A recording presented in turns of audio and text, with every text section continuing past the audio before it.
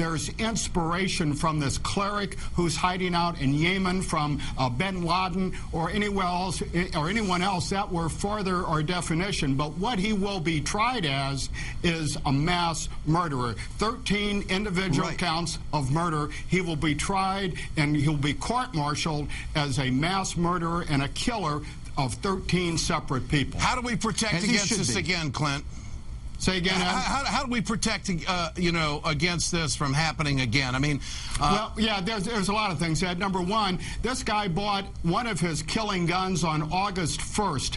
There was no way that gun registration. Now, what's he doing buying a pistol like that when he's about to deploy? If he needs guns, the Army will give him all the guns he needs when he gets to Afghanistan. So he didn't need a gun. So there was no way to connect gun registration with the fears of his colleagues saying this guy's got psychological challenges, with the emails flying back and forth between him and Yemen. Somebody should have tied all that together. And Ed, we didn't learn since 9/11. We still have firewalls between our agencies that don't allow them to share critical information and that allowed a guy like this to stay out there under the shroud of his religion. And that's what I find amazing. That's what I find amazing is that we have had this big rearrangement. The Department of Homeland Security was the biggest rearrangement of government in the history of this country, and it was put together like this, the different chains of commands and the oversight to protect us from something like this. And David Corn, moving forward, what should we do? I mean, how many more departments, how many more Patriot Acts, how many more safeguards can we have? It still comes down to due diligence.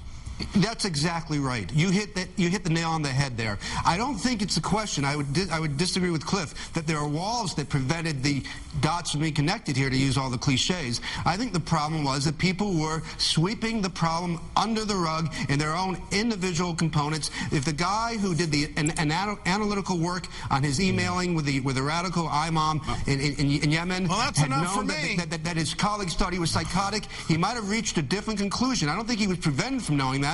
I think his colleagues are trying to protect him, but they did him and the rest of us a tremendous disservice. That was part of it. That was part of it. But the other part is that on the Joint Terrorism Task Force, the individual components of that do not have the authority to take intelligence back to their agencies if they're not allowed to by the agency that provided it. In essence, if the FBI, if the CIA, somebody else provided the information about these emails flying back and forth, CID could not necessarily take all that information back and share it with the medical community. Good discussion. What are we dealing with? We got to run. Clint Van Zandt, appreciate your time. David Corn, the same. Thanks so much for joining us on this tonight. It's a discussion that has to be had in this country.